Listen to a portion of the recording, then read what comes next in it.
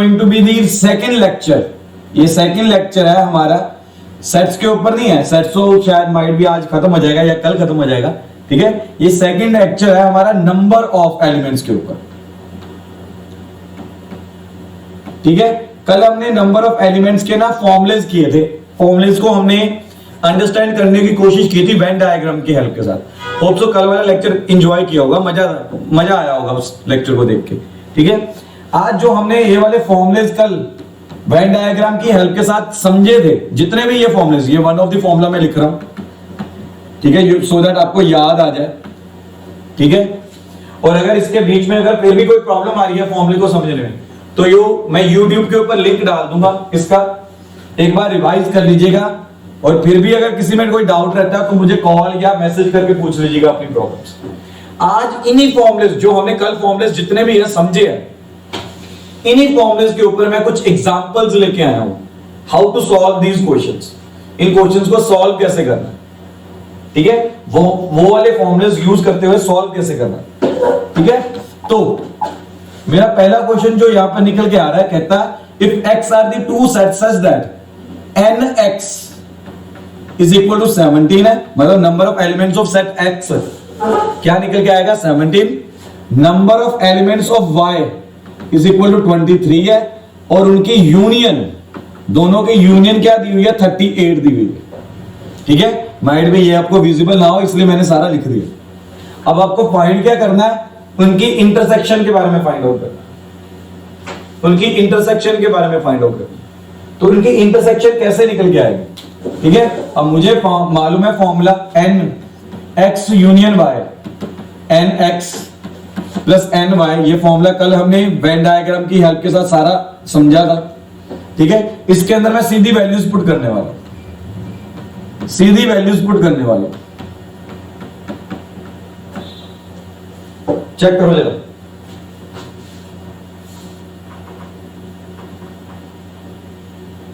ठीक है।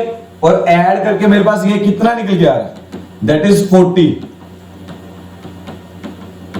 तो n x इंटरसेक्शन y मेरे पास क्या निकल के आ रहा है 40 माइनस 38 दैट इज 2 निकल के आया answer.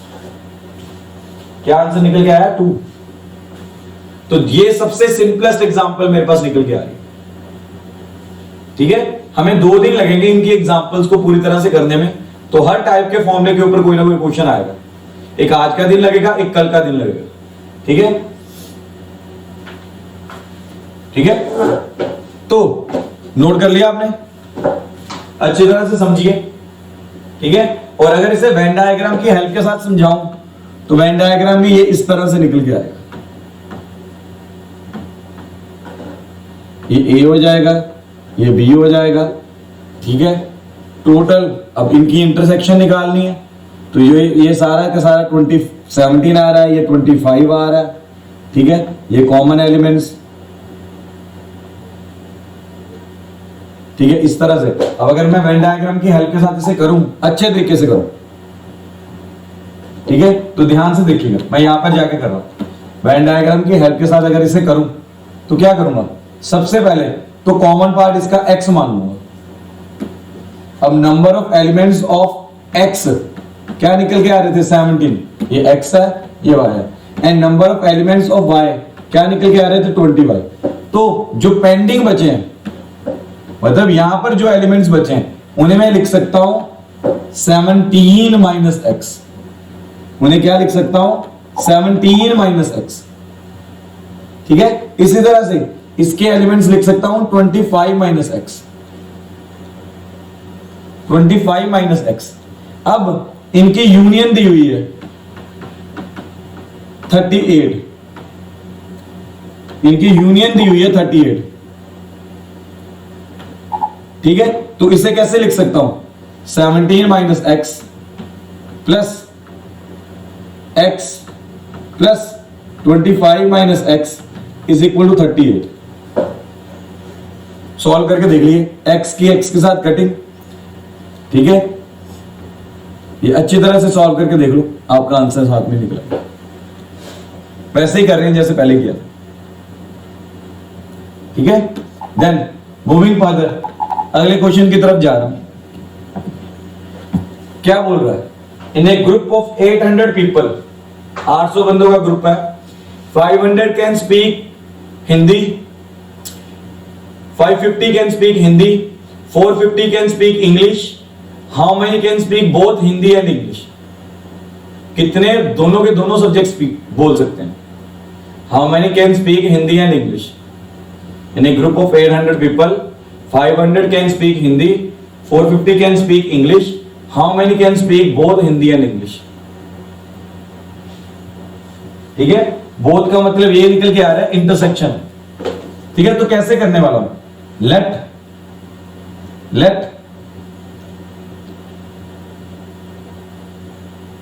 A be the set representing people speaking Hindi. तो मेरे पास NA कितना निकल के आ गया? 550। Let B be the set, set को नेमिंग करनी है, रिप्रेजेंटिंग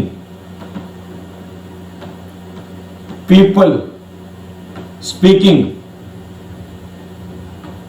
इंग्लिश। ठीक है, तो वो कितना निकल के आएगा? NB is equal to 4। So every time जो भी ग्रुप है, ठीक है, उस ग्रुप की नेमिंग, ग्रुप में मतलब ये है कि सेट है, उस सेट को नेम करो। नेम करने से आपका सम इजी होता जाएगा। आपका सम क्या होता जाएगा? इजी। अब अकॉर्डिंग टू क्वेश्चन, अगर क्वेश्चन के अकॉर्डिंगली चलो, अकॉर्डिंग टू क्वेश्चन इसे देखो, तो इनकी दोनों की यूनियन 800 दी हुई है। उसने मेरे को स्टार्टिंग में बोल दिया था एक ग्रुप ऑफ 800 पीपल। अब कुछ बंदे ऐसे भी हो सकते हैं बीच में जो दोनों सब लैंग्वेजेस बोल रहे होंगे। ठीक है, तो दोनों लैंग्वेजेस बोल रहे होंगे, तो यहां पर भी मेरे पास क्या रिजल्ट निकल के आ रहा है? NA plus NB minus NA intersection B is equal to 800। तो ये आ जाएगा 450, 550, यहां से A इंटरसेक्शन B निकाल लो। तो मेरा आंसर क्या है? स्टेट में मतलब मुद्दे की बात यहां पर यह निकल के आ रही है कि आपको स्टेटमेंट को कैसे कन्वर्ट करना है अपने फॉर्मूले के अकॉर्डिंगली।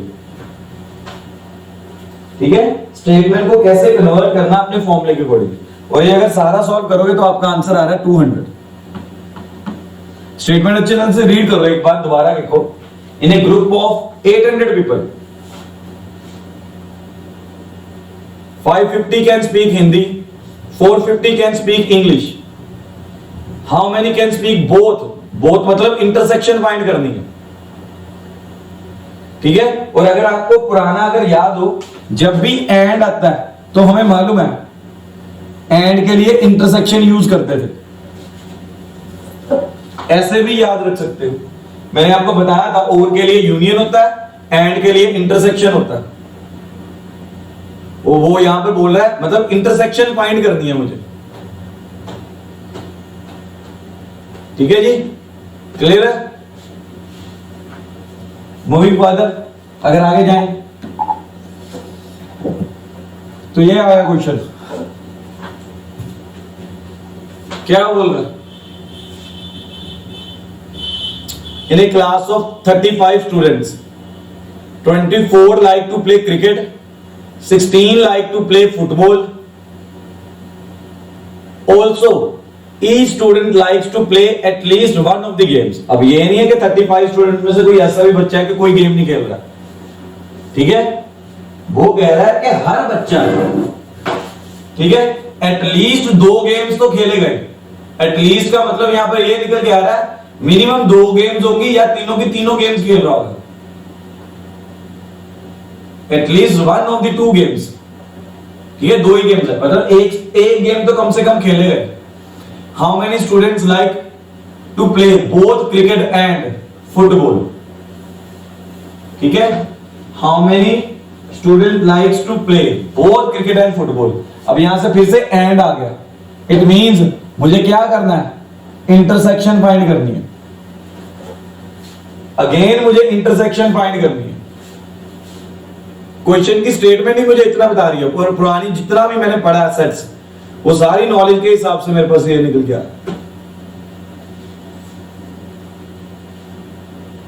ठीक है, तो बताओ क्या आंसर आएगा, खुद ही निकालो आंसर क्या निकल के आएगा। यस, आंसर क्या निकल के आ रहा है? 5। किसी और का आया? हर्षुल का आ गया ना आंसर ये? चलो सभी का 5 आ गया। मुझे मैं सॉल्व तो ना करूं, चलो रफली सॉल्व कर ही देता हूं। ठीक है, in a class of 35 students, मतलब एन ए यूनियन बी। अब आप जो क्रिकेट वाले बच्चे हैं मैं उन्हें एन ए मान के चल रहा हूं। ठीक है, जो फुटबॉल वाले बच्चे हैं उन्हें मैं बी मान के चल रहा हूं। तो ये मुझे दिया हुआ है एटलीस्ट 35, तो क्या हो जाएगा, वैल्यूज पुट कर दूंगा।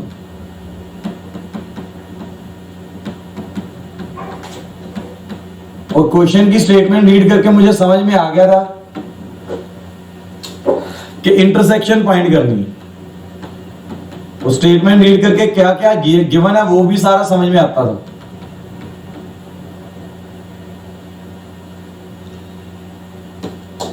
ठीक है, ये 40 आया, तो ये इंटरसेक्शन मेरे पास क्या निकल के आ रही है? 5। This is my answer. इस तरह से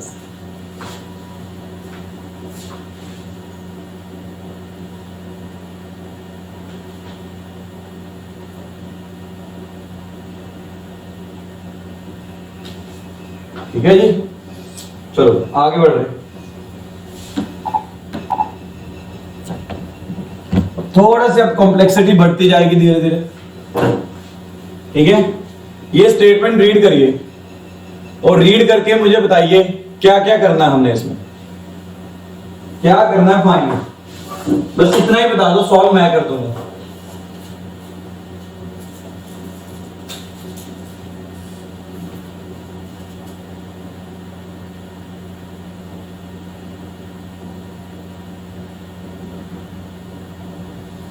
फाइंड क्या करना है बस ये सोच के बता दो मुझे, फाइंड मैं अपने आप कर दूंगा आगे। मतलब कि क्वेश्चन की स्टेटमेंट को समझना आपको खुद को होगा। क्वेश्चन की स्टेटमेंट को समझने के बाद आप सोचोगे कि कौन सा फॉर्मूला अप्लाई होना है, तो जो कल हमने डिस्कस किए हैं सारे के सारे, उनमें से फॉर्मूला सोचो कौन सा लगना है।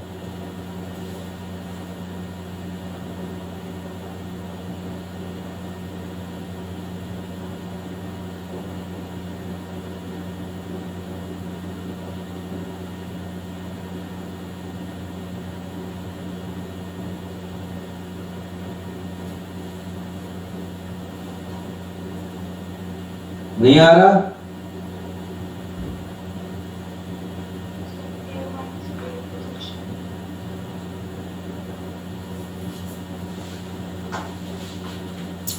कौन बोल रहा है ये?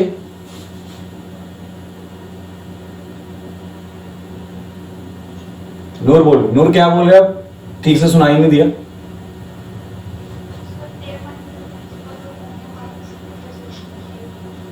चलो काफी हद तक उसने मुझे इतना बता दिया कि a माइनस बी फाइंड करना। ठीक है, ध्यान से समझते हैं आप इस बात को। ठीक है, ध्यान से क्वेश्चन की तरफ जाता हूं। ठीक है, क्या बोल रहा है वो इसमें? कहता 50 पीपल है, 35 speak Hindi, 25 speak both English and Hindi. मतलब यहां पर मुझे इंटरसेक्शन दे दिए, all the people speak at least one of the two languages. दोनों में से कम एक लैंग्वेज तो हर कोई बोलता ही होगा। ठीक है, how many speak only English, ये पूछ लिया पहले पार्ट में, and not Hindi. Second part में पूछ लिया how many people speak English. अब दोनों की यहां पर स्टेटमेंट को समझिए, यहां पर पूछा है ओनली इंग्लिश, हिंदी नहीं बोल रहे होंगे इसके बीच में। अब यहां पे अगर सेकंड पार्ट के अंदर स्पीक इंग्लिश की बात की हुई है तो जरूरी नहीं कि हिंदी नहीं बोल रहा होगा। यहां पर भी मतलब कि मैं अगर वेन डायग्राम के अकॉर्डिंगली समझू फर्स्ट पार्ट को, ठीक है, ये आ गया इंग्लिश का, ये आ गया हिंदी का, तो वेन डायग्राम के अकॉर्डिंगली ये शेडेड पोर्शन ये निकालना मुझे। तो आप देख सकते हो कि इंटरसेक्शन नहीं इसके बीच में आ रही, मुझे फर्स्ट पार्ट के बीच में इंटरसेक्शन भी नहीं लेके चलनी, ओनली इंग्लिश की बात हो रही है। They are just talking about the English subject, ठीक है। मतलब वो बंदे उठाने हैं जिन्हें हिंदी नहीं आती बोलनी, सिर्फ इंग्लिश आती है।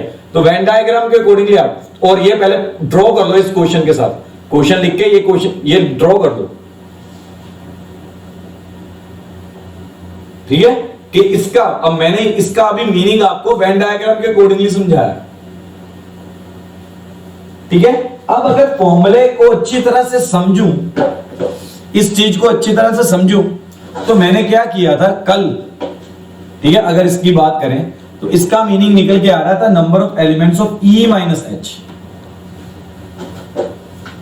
Number of elements of E minus H निकल गया। तो इसका फॉर्मूला ये निकल के आ रहा था number of elements of E minus number of elements of E intersection H. इसका रिजल्ट ये निकल के आ रहा था, अच्छी तरह से देखो जरा, यही आ रहा है, ठीक है। सारे के सारे ई माइनस इंटरसेक्शन, ये सारे ई, ठीक है। ये वाला ये पोर्शन किसे रिप्रेजेंट कर रहा है, ये इस चीज को, दोनों को ब्लैक कलर के साथ शो कर दिया मैंने, ठीक है। और ये येलोइश पोर्शन जो इसका निकल के आ रहा है उसे इसके साथ रिप्रेजेंट कर। अगर ये पोर्शन इसमें से माइनस कर दूंगा तो ये वाला शेडेड पोर्शन निकल के आएगा। समझो इस बात को, ठीक है। यहां तक ठीक है? किसी को इसमें डाउट है तो पूछो।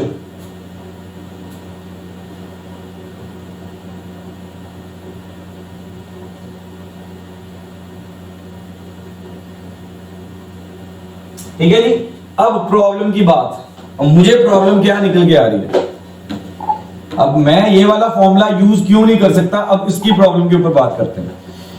मुझे एन ई नहीं गिवन, इसमें एन ई तो गिवन नहीं है, ये फॉर्मूला लगाऊंगा कैसे? अब तो ये फॉर्मूला लग ही नहीं सकता। हाँ इतना जरूर है, फाइंड यही चीज करनी है, फाइंड यही चीज करनी है, पर ये फॉर्मूला लगा के मैं फाइंड नहीं कर। कल हमने ये फॉर्मूला डिस्कस किया था वेन डायग्राम की अकॉर्डिंगली। अब फाइंड यही चीज करनी है, पर ये फॉर्मूला नहीं लिख सकता क्योंकि एन ई गिवन नहीं है इसमें। तो मतलब मुझे फॉर्मूला चेंज करना पड़ेगा, फॉर्मूला मुझे क्या करना पड़ेगा, चेंज करना पड़ेगा, ठीक है। अब इसी बात को एक और नजरिए से, ठीक है, समझने की कोशिश करते हैं, ठीक है। इतनी बात क्लियर हो रही है सभी को? क्वेश्चन देखो, अब स्टार्टिंग के 3 क्वेश्चन तो बड़े लग रहे थे, यार क्या बात है, सारा आता है, क्या बात है। अब जैसे ही कॉम्प्लेक्सिटी बढ़ी तो समझ में आना शुरू हुआ कि इतना आसान भी नहीं है, ठीक है। बस दिमाग लगता है, ठीक है। अब जूनियर क्लासेस में अगर आप नर्सरी एलकेजी की बात करोगे ना तो आपको पोइम्स आती हैं, ठीक है। और पोइम्स इसलिए सिखाई जाती हैं बच्चे को कि होगी टंग की एक्सरसाइज हो, क्योंकि उसमें राइम्स आते हैं, ठीक है। राइम्स एक तरह से टंग ट्विस्टर की तरह होते हैं, ठीक है। तो बच्चों को पोइम्स रटाई जाती हैं, उन्हें मीनिंग के साथ कोई मतलब नहीं होता। ट्विंकल ट्विंकल लिटिल स्टार, उसे कोई मतलब नहीं है ट्विंकल ट्विंकल क्या है। इतना छोटा बच्चा एलकेजी का बच्चा, उसे क्या मालूम होगा ट्विंकल ट्विंकल क्या, ठीक है। लेकिन वहां पर उन्हें पोइम्स रटाई जाती हैं। ये पोइम्स रटाने का मतलब ये नहीं होता कि उसका माइंड शार्प कर रहे हैं। पोइम रटाने का मतलब उसका टंग ट्विस्टर है, उसकी लैंग्वेज, बोलने की लैंग्वेज क्लियरेंस लेके आ रहे हैं उसके बोलने में, ठीक है। इसी तरह से मैथ्स सब्जेक्ट आपके दिमाग की ट्विस्टिंग करता है, दिमाग को तेज, वहां पर उसकी लैंग्वेज की शार्पनेस लेके आ रहा है वहां पे, ठीक है। वर्ड की क्लियरेंस लेके आ रहा है, यहां पर आपकी माइंड की शार्पनेस इंक्रीज करेगा।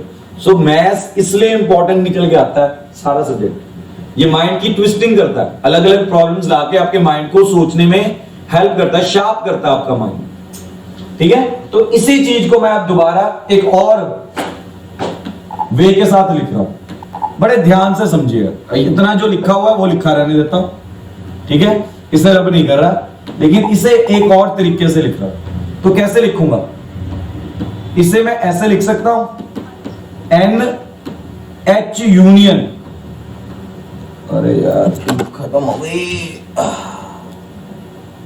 एक minute, NH union E minus NH intersection E, नहीं माइनस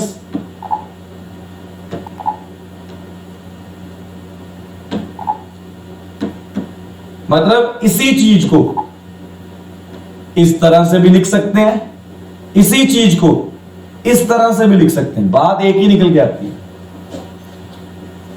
ठीक है, यूनियन का मतलब क्या होता है, सारा उठा लिया,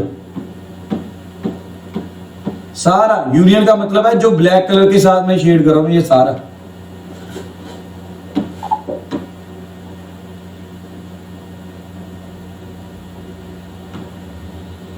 ठीक है, अब उसमें से जो हिंदी वाला पोर्शन है, ये रेडिश पोर्शन शेड करता जा रहा हूं मैं सारा, जो ये रेडिश पोर्शन है हिंदी वाला सारा निकाल दिया।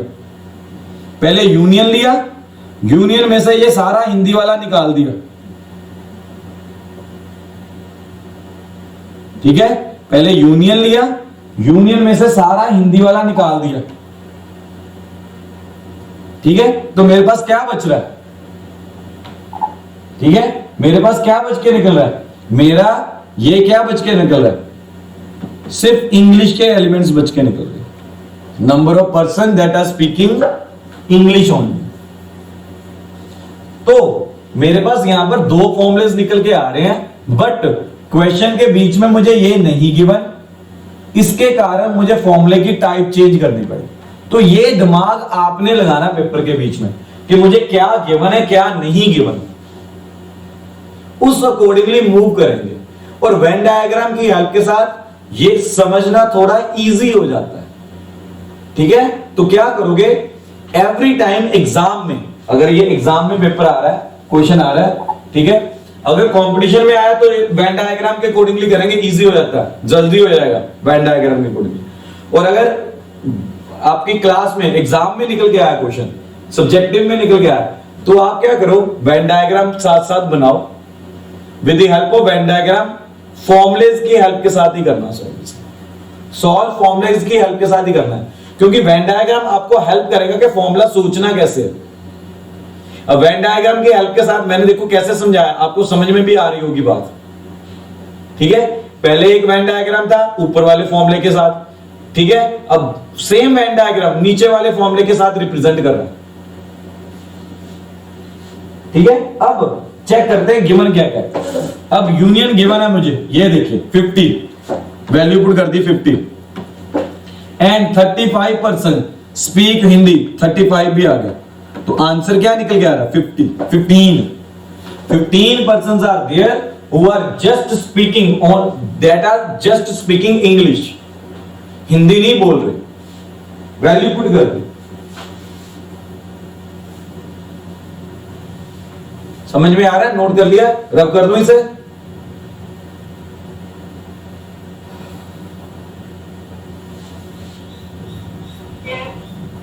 चलो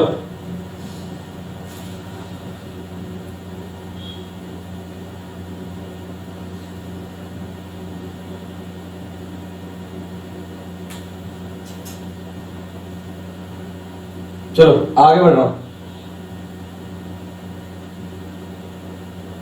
सेकेंड पार्ट पे जा रहा हूं इसके। How many speak English. अब हाउ मेनी स्पीक इंग्लिश के अंदर मतलब NE फाइंड करना है। क्या फाइंड करना है, NE फाइंड करना है।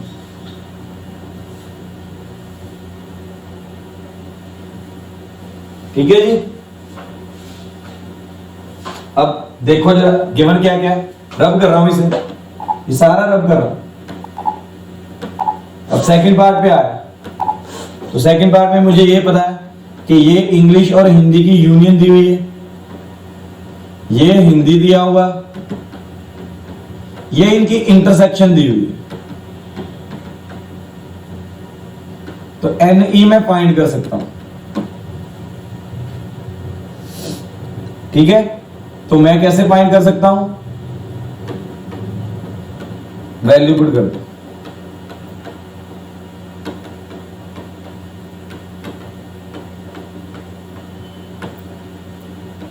फिफ्टी NE फाइंड करना है, NH दिया हुआ, ये दिया हुआ। ठीक है, NE यहां से मैं फाइंड कर दूंगा, हो जाएगा सॉल्व।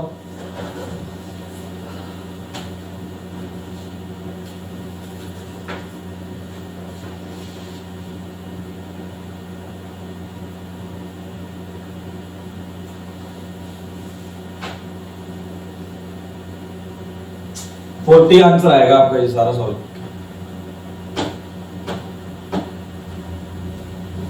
देन आगे बढ़ रहा हूं।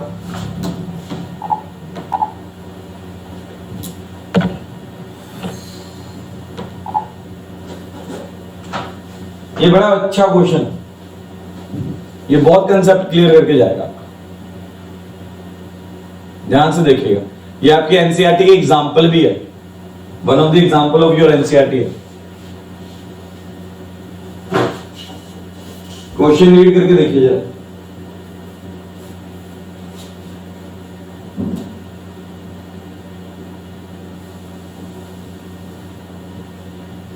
क्या बोल रहा है? There are 200 individuals with a skin disorder. 120 has been exposed to the chemical 1, 50 to the chemical 2, 30 to the both C1 and C2। मतलब NC आपको दिया हुआ है 120, NC2 दिया हुआ है 50, N C1 इंटरसेक्शन C2 दिया हुआ 30। लिख लो साथ साथ। How many individuals are expose to chemical 1 और केमिकल 2। अब ओवर आ गया, ओवर का मतलब है यूनियन फाइंड करनी है। तो पहला पार्ट में तो आप सीधी यूनियन फाइंड कर लोगे, मैंने पहले बताया था। एंड क्या रिप्रेजेंट करता है? इंटरसेक्शन को रिप्रेजेंट करता है। और किसे रिप्रेजेंट करता है? यूनियन को रिप्रेजेंट करता है। तो यहां पर क्या निकल के आएगा? अब पहला पार्ट मैं नहीं करने वाला, पहला पार्ट आपको ही करना सॉल्व, क्योंकि N C1 यूनियन C2 दिया हुआ, तो इसका सीधा ही फॉर्मूला आ रहा है NC1 plus NC2 minus NC1 intersection C2। NC1 intersection C2। ठीक है, तो आपका पहले का आंसर निकल के आएगा 140। किस किस का आ गया? पहले का आंसर आएगा 140। मैं नहीं सॉल्व करूंगा, पहला सारा दिया हुआ, मैं सेकंड से उठूंगा। आ गया? चलो, किसी और किसी का रह गया? चलो, ये हो गया। अब मैं दूसरे पार्ट की तरफ जाता हूं। वो बोल रहा है chemical C1 but not chemical C2।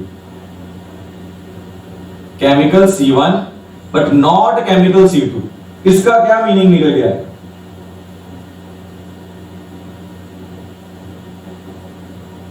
Chemical C1 but not chemical C2। Very good difference, very good, बिल्कुल सही सोचा जिसने भी बोला। मुझे नहीं पता चला किसने बोला। ठीक है, अब ये क्या दिया हुआ है? एक तरह से ये चीज फाइंड करने के लिए बोल दिया।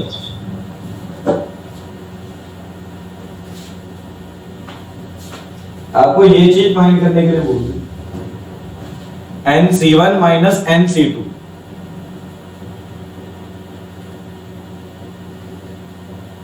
ठीक है, तो इसका फॉर्मूला मेरे पास क्या निकल के आता है? हमने पढ़ा था पीछे, अभी भी डिस्कस किया था थोड़ी देर पहले भी, ये निकल गया है। वेन डायग्राम के अकॉर्डिंगली चेक करना, कर लो चेक। ठीक है, सारा C1, ये C1 को रिप्रेजेंट कर रहा है। इंटरसेक्शन नहीं चाहिए, इंटरसेक्शन माइनस कर दो। इंटरसेक्शन माइनस करने के बाद जो रेड कलर का पोर्शन मेरे पास यहां पे निकल के आ रहा है, ये किसे रिप्रेजेंट कर रहा है? इस चीज को रिप्रेजेंट कर रहा है।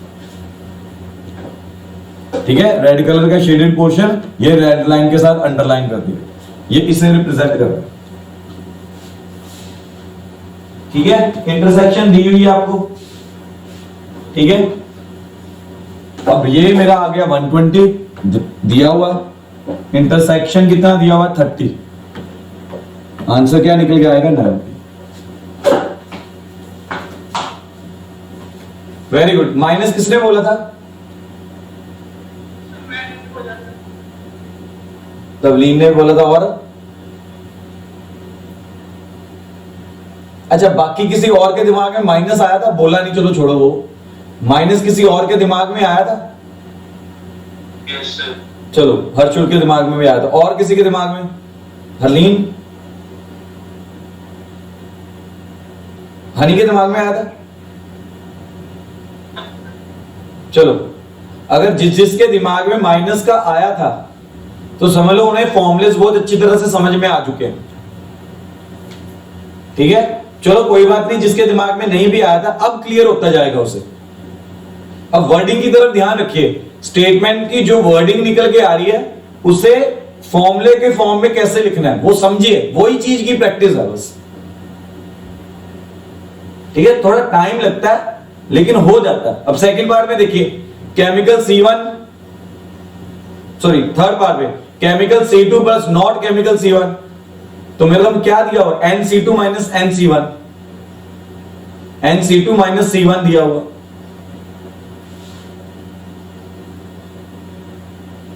ठीक है, तो देख के चलिएगा इस बार। ठीक है, बढ़े आगे, ये हो जाएगा थर्ड पार्ट भी।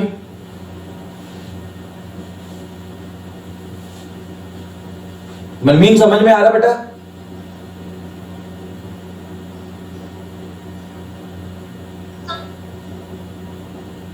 चलो ठीक है, चलो अगले सम की तरफ जा रहे हैं। कह रहा है out of 500 car owners, 500 car owners investigated, 400 on Maruti car. ठीक है, मतलब 400 बंदों के पास क्या है? मारुति कार है। एंड 200 ऑन, ठीक है, हुंडई कार। ठीक है, 50 on both cars. Is this data correct? ठीक है, 500 कार ओनर्स है, 400 बंदों के पास मारुति है, 200 बंदों के पास हुंडई कार है, 500 के पास 50 ऐसे हैं बीच में जिनके पास दो दो गाड़ियां हैं, दोनों मारुति और हुंडई की कार है। Is this data correct? Is this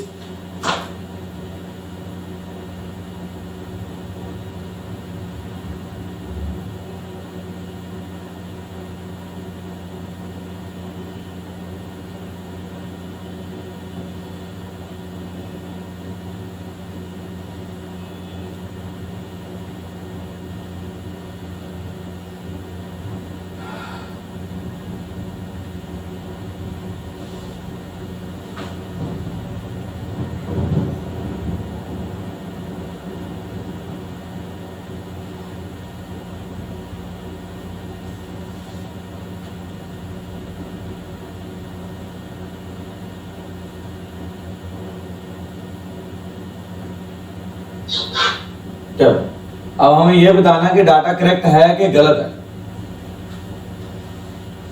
इसके बारे में बताना।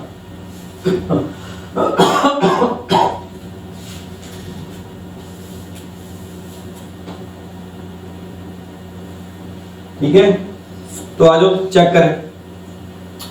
सबसे पहले तो जो ये 500 दिया हुआ ना, ये रिप्रेजेंट कर रहा है union of the set, universal set. तो यूनिवर्सल सेट हमें दिया हुआ है 500। ठीक है, अब टू प्रूव क्या है? ठीक है, इसके बीच में एक बात याद रखिएगा, टू प्रूव क्या निकल गया। अब टू प्रूफ के अंदर हमें जब भी ऐसा क्वेश्चन आता है उसमें क्या बताना होता है। अब यहां पर मैं मारुति कार्स के सेट को M मान के चल रहा हूं, हुंडई कार्स के सेट को H मान के चल रहा हूं। तो ऐसे क्वेश्चन में हमें क्या करना होता है कि ये जो यूनियन निकल के आ रही है ना, should be less than equal to universal set. कभी यूनिवर्सल सेट से बड़ा नहीं होगा union of the sets. Universal set से बड़ा नहीं हो सकता। कैसे बड़ा? आप यू खुद सोचो, मैंने आपको कल क्या बताया था, ये rectangle every time universal set को बताता है। ठीक है, अब एम ये निकल के आ रहा है, एच ये निकल के आ रहा है, अगर इंटरसेक्शन निकल के आ रही है तो ये दोनों सेट का यूनियन कभी भी यूनिवर्सल सेट से बड़ा नहीं हो सकता। ठीक है, अब मैं यही चीज चेक करने वाला हूं इसके बीच में, मैं यही चीज चेक करने वाला हूं इसके बीच। ठीक है, तो मैंने क्या किया, मैंने लेफ्ट हैंड साइड उठा ली इसकी,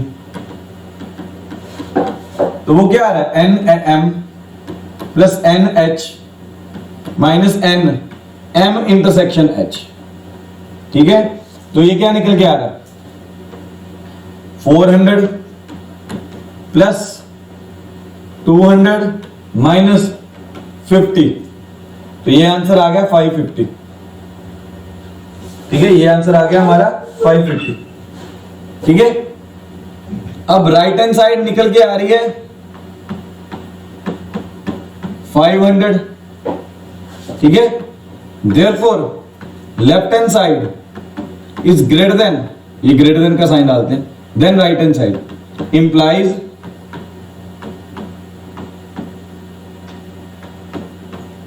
hence which is wrong?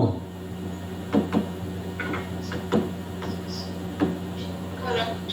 Therefore data is incorrect. Incorrect. Very good. तो डाटा क्या निकल के आ जाएगा, इनकरेक्ट। तो ये कंडीशन याद रखो इसकी।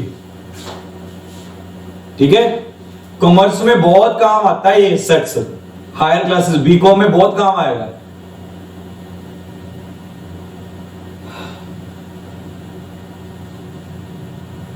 ठीक है, यहां तक करें आगे।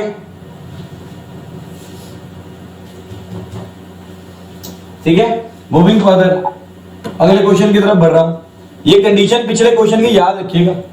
अगले क्वेश्चन में क्या बोल रहा है वो, कहता if A and B are the two sets containing 3 and 6 elements respectively, what can be minimum number of elements in A union B? Find also the maximum number of elements in A union B. दो बात पूछ, दो बातें पूछ रही है इसमें। Minimum number of elements भी पूछ लिए इसने और मैक्सिमम भी पूछ लिए। ठीक है, मिनिमम भी पूछ लिए और मैक्सिमम भी पूछ लिए। ठीक है जी, तो बताओ क्या आंसर आएगा?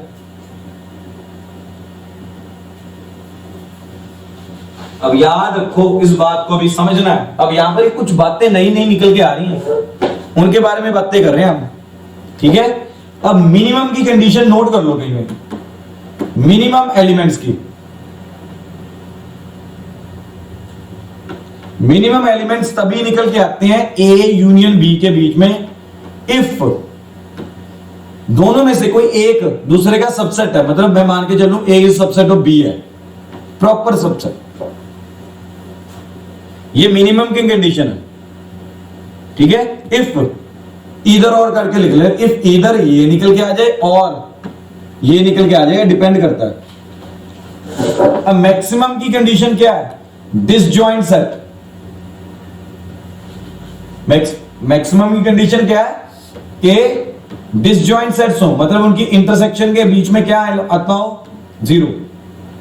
डिसजॉइंट सेट्स कौन से होते हैं, जिनकी इंटरसेक्शन में इंटरसेक्शन वॉइड सेट निकल गया है, नल सेट निकल गया है। तो ये मेरी मैक्सिमम की कंडीशन है, नोट कर लो। ये मेरी मिनिमम की कंडीशन है। अब मैं दोनों पार्ट्स को इन्हीं कंडीशन की हेल्प के साथ सॉल्व करने वाला हूं। दोनों के दोनों पार्ट्स को इन्हीं कंडीशंस की हेल्प के साथ सॉल्व करने वाला हूं।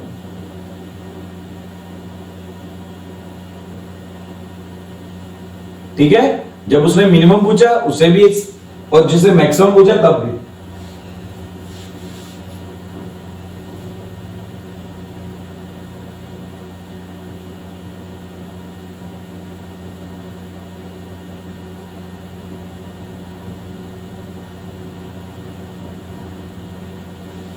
ठीक है जी। एक मिनट मैं अगर सोच के चलूं,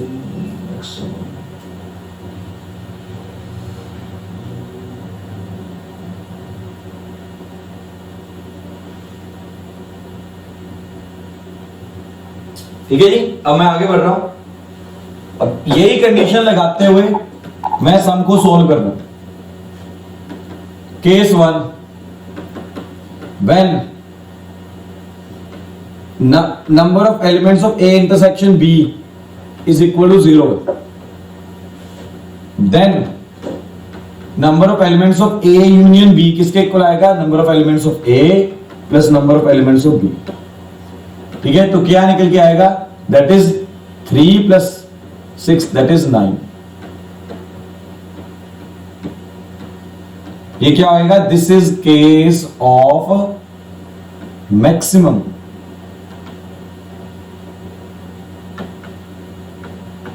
ये मैक्सिमम का केस कर दिया मैंने। केस 2, केस 2, अब दोनों में कम किसमें है? सेट ए में कम है। Case 2, if A is subset of B then number of elements of A intersection B क्या निकल के आएगा? 3। अब जिसके अंदर कम एलिमेंट्स है वही सबसेट निकल के आएगा दूसरे का। अब ए के अंदर कम है एलिमेंट्स, ए के अगर सारे के सारे एलिमेंट्स बी में लाए कर रहे हैं तो इनकी इंटरसेक्शन क्या निकल के आएगी? 3। ठीक है, अगर उनकी इंटरसेक्शन 3 निकल के आ रही है तो मेरे पास क्या बचा? फिर यहां पर देखते हैं, N A union B is equal to N A plus N B minus N A intersection B. ठीक है, तो वो क्या निकल के आ रहा है? 3 plus 6 minus 3, that is 6। This is case of minimum.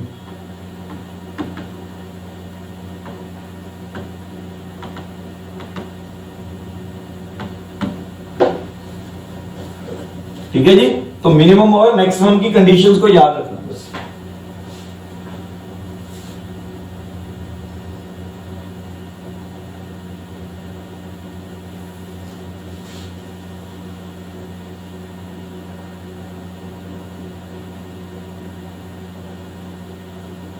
Check कर लो अच्छी तरह से, कोई डाउट है तो पूछ लो। क्लियर है? रब कर दूं, आगे चलें। चलो मूविंग फर्दर, अगर आगे बढ़ूं तो मेरे पास अगला क्वेश्चन ये निकल के आ रहा है, लास्ट क्वेश्चन है आज का। A market research group conducted a survey of 2000 customers and reported that 1720 consumers liked the product P1 and 1450 consumers liked the product P2. What is least number that must be liked by both the products? Least number बोल दिया उसने, मतलब intersection की बात कर रहा है। Both the products का मतलब क्या निकल के आ रहा है यहां पर? लीस्ट। गिवन क्या है? गिवन में अब मैं यहां पर सेट को मान के चलता हूं, पहले ए सेट बी सेट, तो मेरे पास एन P1 लिख लेते हैं, वो दिया हुआ है 1270, एन P2 1450। ठीक है, अब इनकी यूनिवर्सल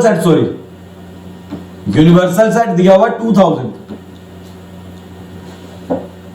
ठीक है, अब ध्यान से देखिएगा, मैंने एन P1 यूनियन P2 निकाला, वो आएगा N P1 plus N P2 minus N P1 intersection P2। ये फॉर्मूला लगा दे, चेक कर लो। अभी तक मैंने कुछ नहीं नया लिखा, सब पुरानी बातें लिखी, सारी की सारी पुरानी बातें लिखी।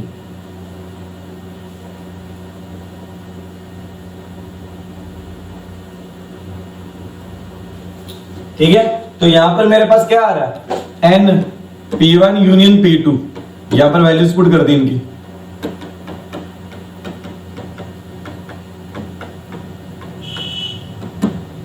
ठीक है, सारा ऐड करके मेरे पास निकल के आ रहा है, अगर मैं सारा ऐड करूं 3170,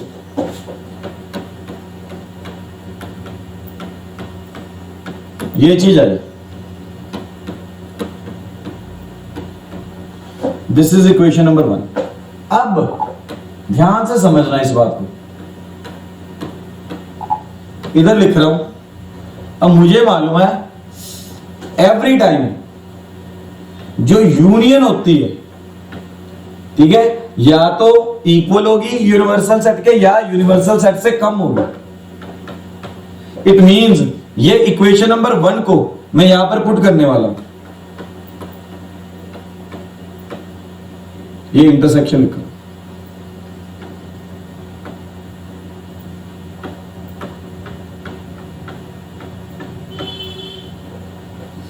ठीक है। यहां पर एक स्टेप नोट करिएगा, अभी मैं करके दिखाऊंगा आपको।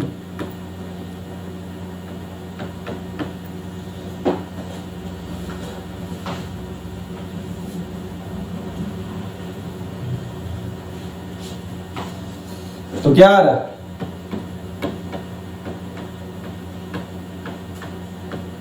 -1170। अब इस स्टेप को नोट करिएगा, इसे ब्लैक कलर के साथ लिख रहा हूं। इस स्टेप को सर नोट करिएगा, जब भी माइनस माइनस पड़ा हो और इनइक्वालिटी का साइन हो तो ये साइन क्या कर जाते हैं, इंटरचेंज कर जाते हैं। ये साइन क्या कर जाते हैं, इंटरचेंज कर देते हैं। इस बात को समझना है तो इस तरीके से समझ सकते हैं हम, ठीक है।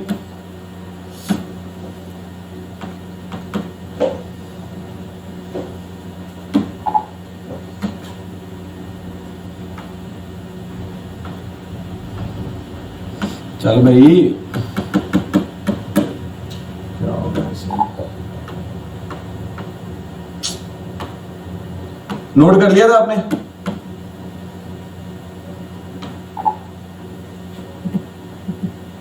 नोट कर लिया था? मेरे पास लास्ट आया था इस तरह से, मैं दोबारा लिख देता हूं।